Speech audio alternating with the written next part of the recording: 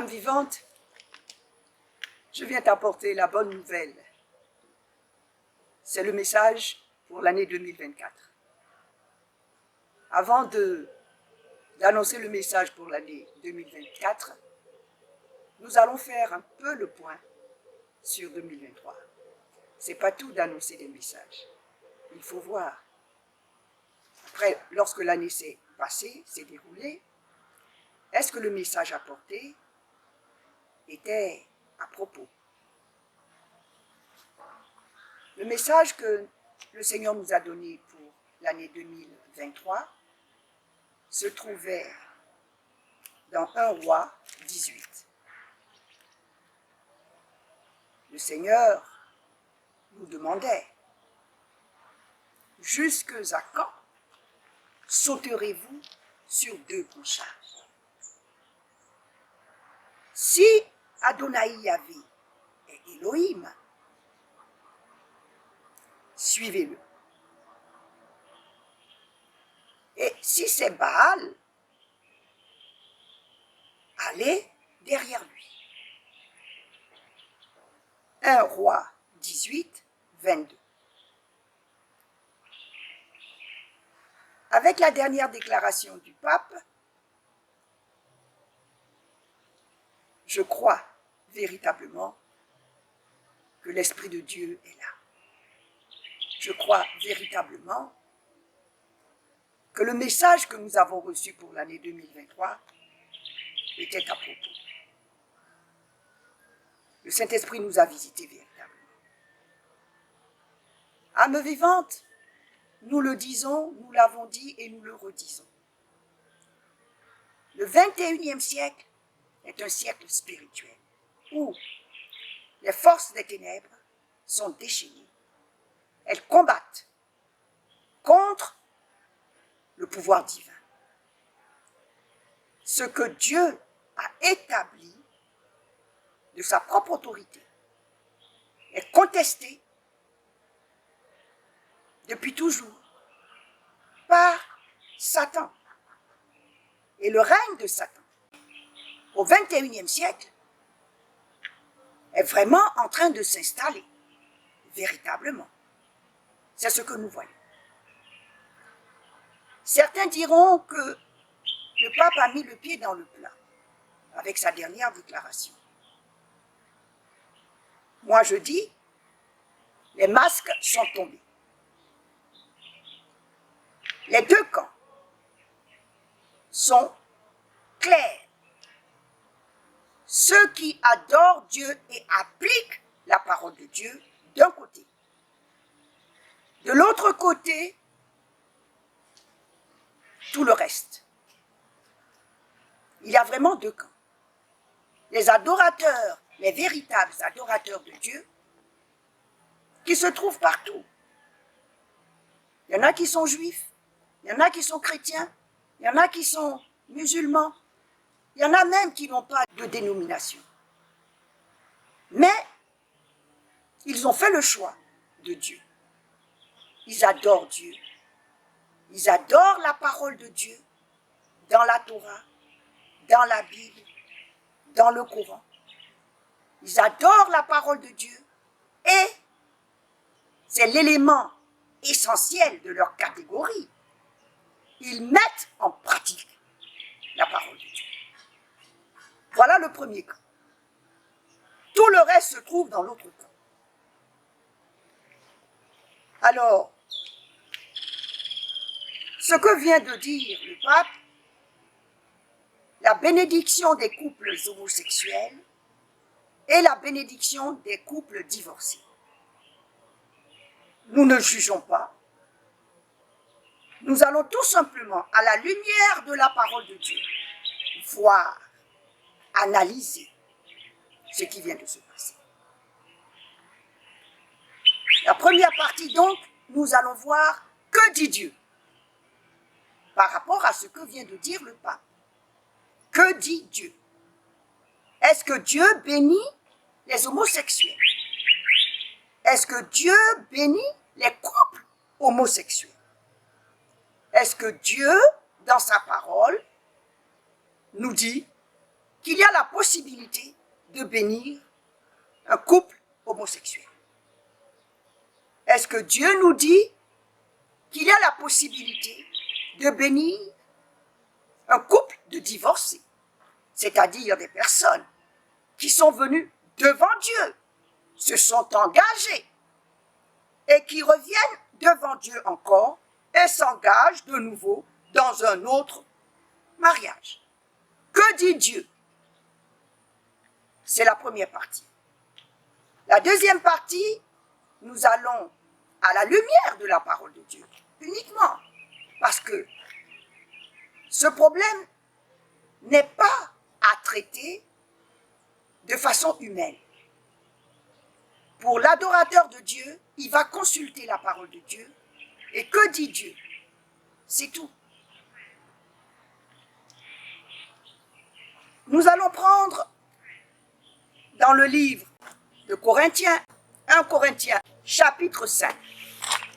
Il a été entendu parmi vous un cas de puterie, et d'une puterie telle qu'il n'en est pas de semblable parmi les goïmes.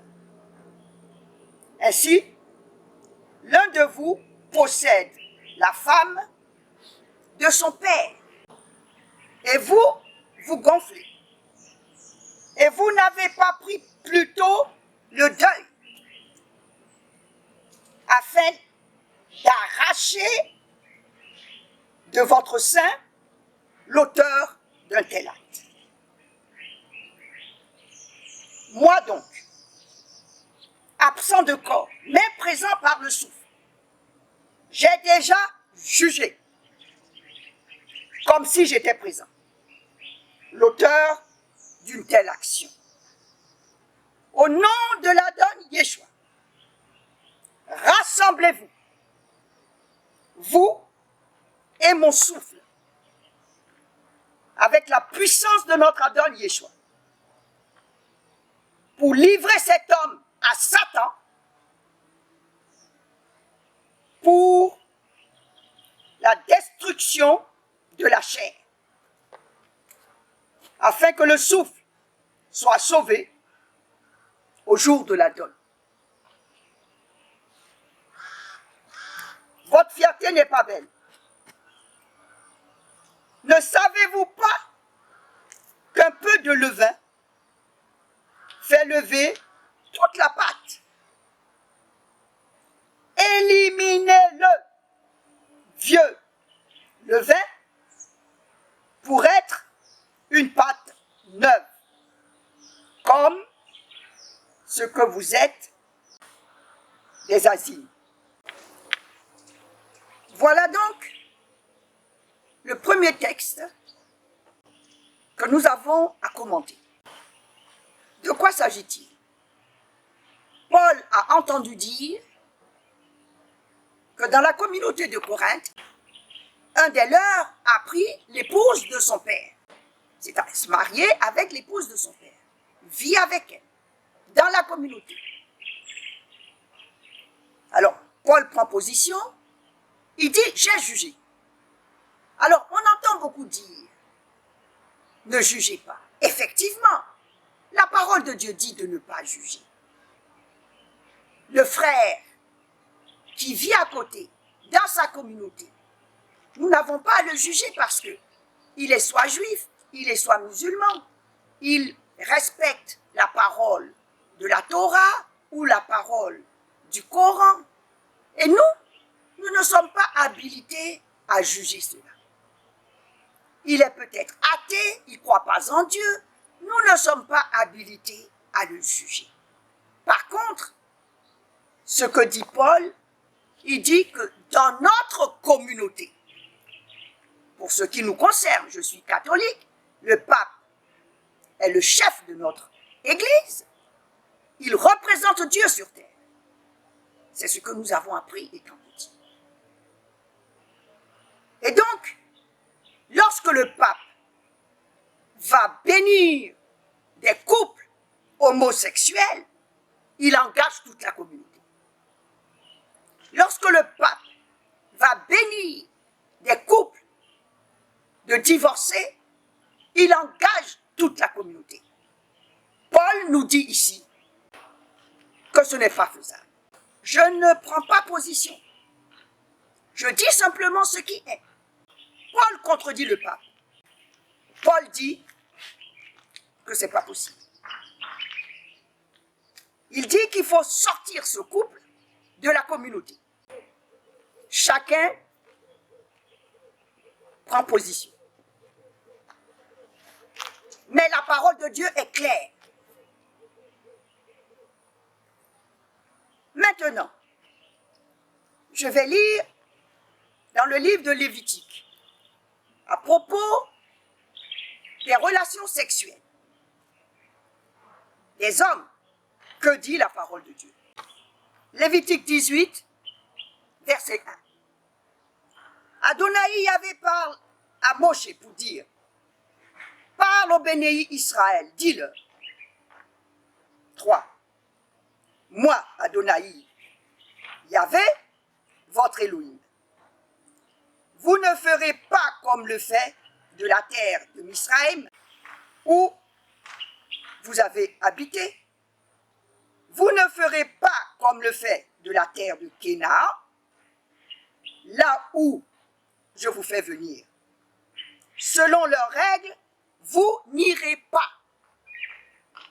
Vous ferez mes jugements, mes règles, vous les garderez pour aller en elles. Moi, Adonai Yahvé, votre Elohim. 5. Gardez mes règles et mes jugements, que l'humain fait et vit en eux. Moi, Adonai Yahvé. Je vais prendre, parce que ce passage est long, il va de Lévitique 18, 1 jusqu'à 30. Je vais juste prendre, pour ce qui nous concerne, l'homosexualité. Je ne vais pas lire tout le passage parce que ça va être long. Que dit Dieu sur l'homosexualité? Lévitique 18, le verset 22. Avec un mâle, tu ne coucheras pas à coucherie de femme. C'est une abomination. Voilà ce que dit notre Dieu. L'homme ne peut pas coucher avec un autre homme comme il couche avec une femme. Et Dieu dit c'est une abomination. Si Dieu dit c'est une abomination, le pape qui représente Dieu sur terre ne peut pas dire qu'il va au nom de Dieu bénir ce couple. Les masques sont tombés. La bénédiction que ce couple va recevoir ne vient pas de Dieu.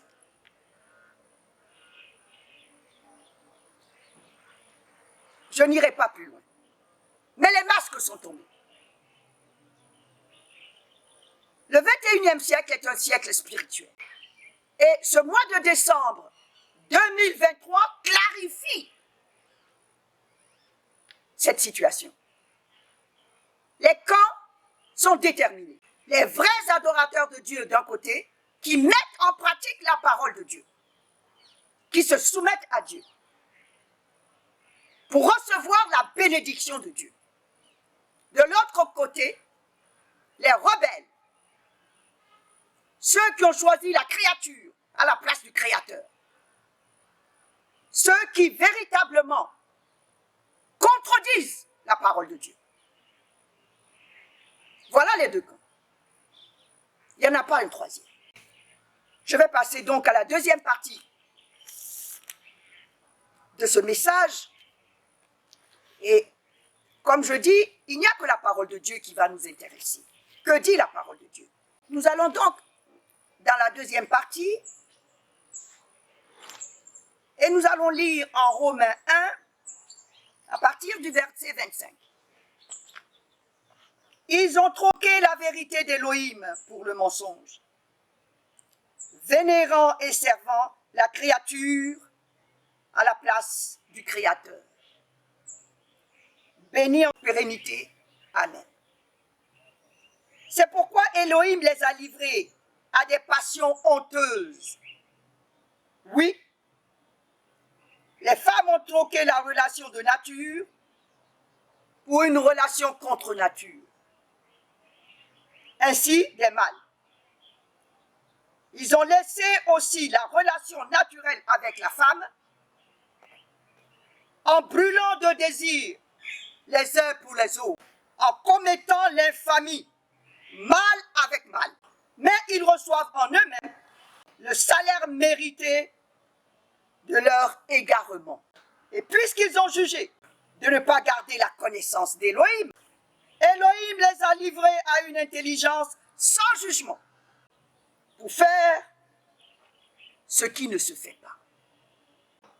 Ils sont remplis de toute injustice, crime, cupidité, méfait, pleins d'envie de meurtre, de disputes, de fourberie, de malignité, calomniateurs, ennemis d'Élohim, insolents, orgueilleux, fanfarons, ingénieux au mal, insoumis à leurs parents, insensés, déloyaux, sans cœur, sans merci. Ils connaissent cependant pleinement la prescription d'Élohim. Ceux qui agissent ainsi sont passibles de mort.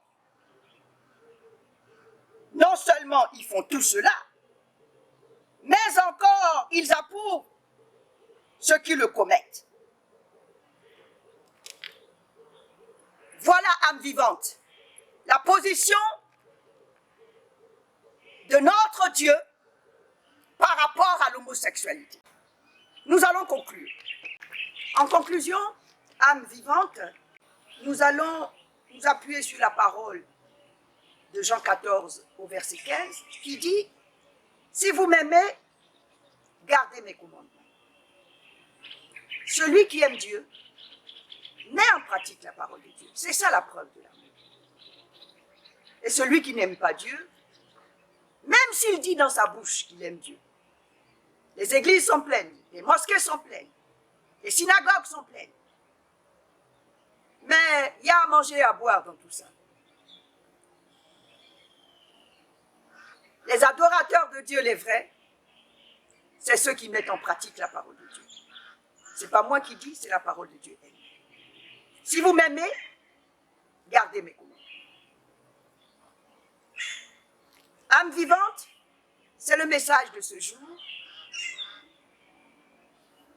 Nous sommes en Côte d'Ivoire dans l'année de la jeunesse.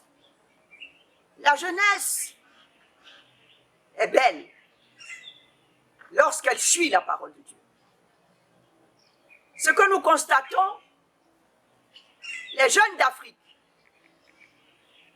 suivent le mouvement général. Ce sont les loges qui donnent le tempo. Les églises sont pleines, mais on ne connaît pas la parole de Dieu.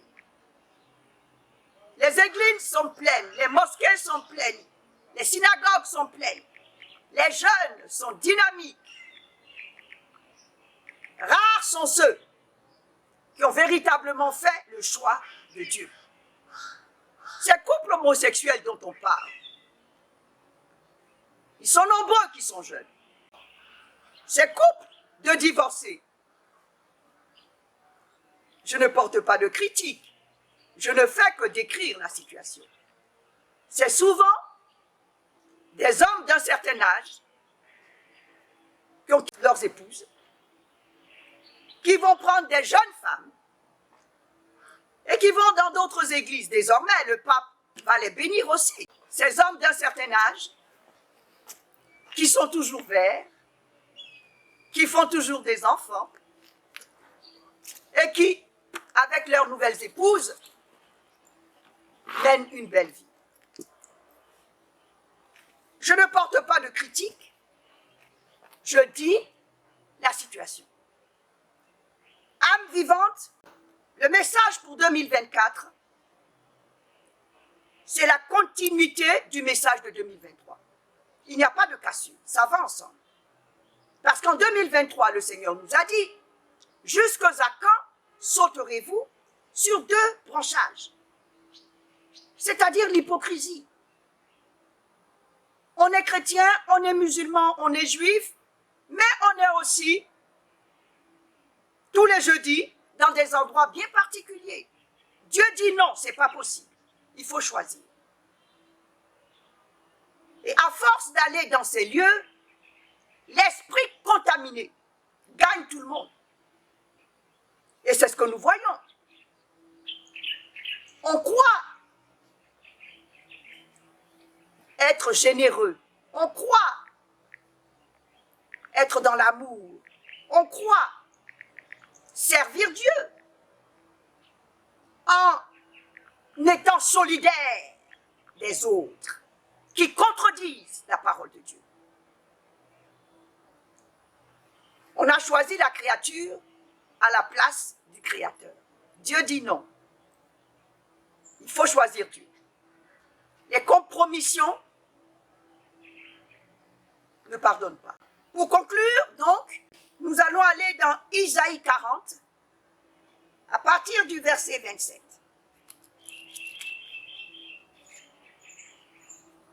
Et nous allons lire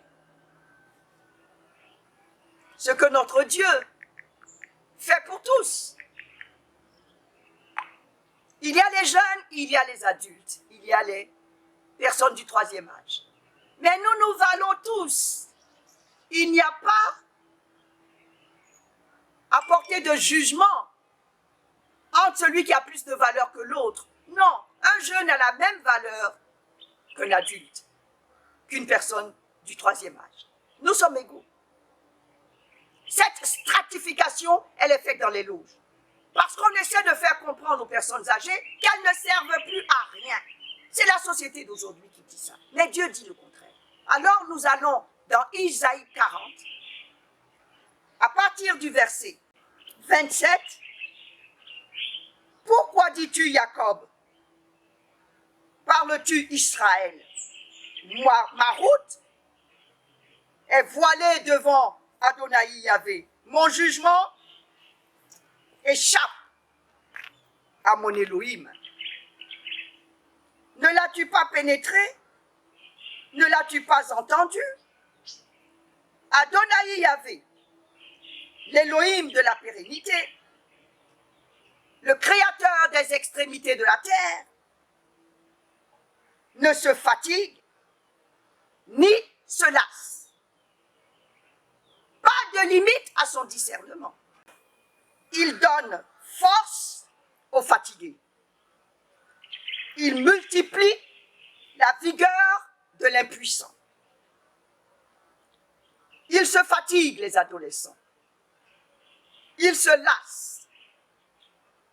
Les jeunes trébuchent. Ils trébuchent. Mais ceux qui espèrent en Adonai Yahvé renouvellent leur force. Ils montent comme l'aile des vautours. Ils courent sans se fatiguer, vont sans se lasser. Parole de notre Seigneur Dieu. Isaïe 40, 27 à 31. C'est la conclusion. C'est le message de 2024. Âme vivante, es-tu d'un certain âge? La société te fait comprendre que tu ne sers plus à rien. Elle a tort, cette société. Voilà ce que dit Dieu. Les jeunes trébuchent. Ils trébuchent. La parole de Dieu dit même que c'est Dieu qui donne force et vigueur. C'est Dieu qui donne force et vigueur. Ce n'est pas l'âge. Non. C'est dans les loges que ces enseignements sont donnés. Et voilà le problème. Nous allons conclure là-dessus.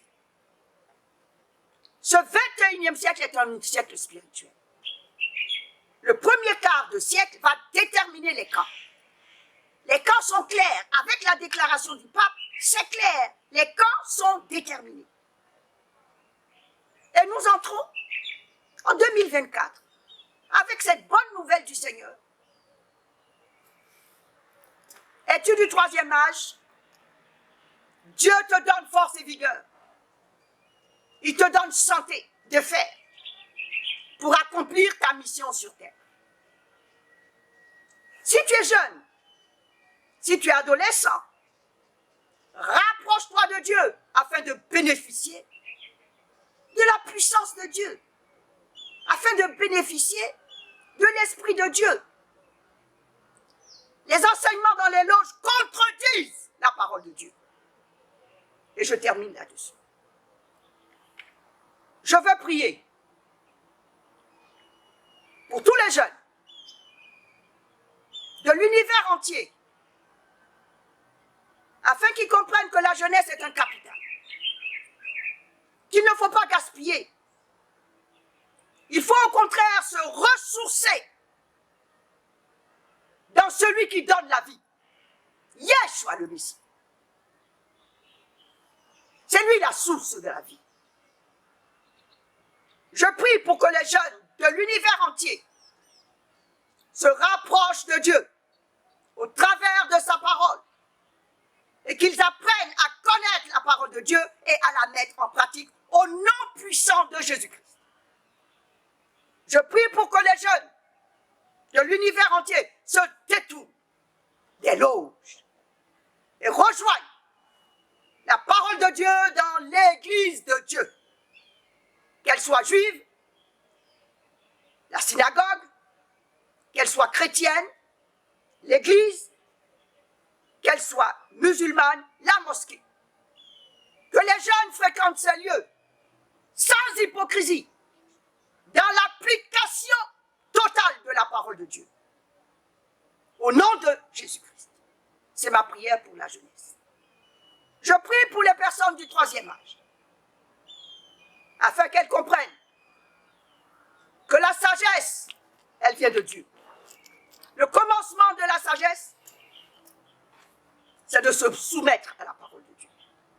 C'est ça. Qu'elles s'éloignent des loges à leur âge, qu'elles se rapprochent de Dieu pour véritablement bénéficier de la connaissance de Dieu et jouir pleinement de la valeur de leur âge au nom de Jésus-Christ. Amen, amen, amen. Qu'il en soit ainsi, Père. Au nom de Yeshua, j'ai prié.